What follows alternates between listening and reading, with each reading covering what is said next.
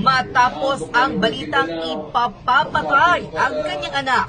Former President Rodrigo Duterte isiniwalat na ang lihim ng First Lady na si Liza Araneta Marcos. Ito ang short revelation na isiniwalat.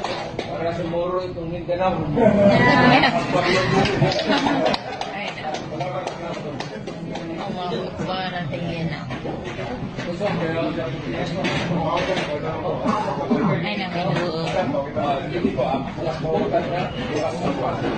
Kasi balak naman namin, kasi maatay pa kami, pero balak naman namin.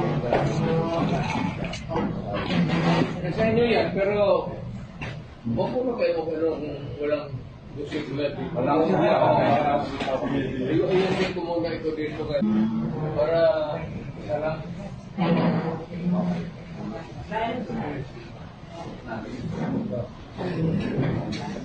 Alam mo, ay na, may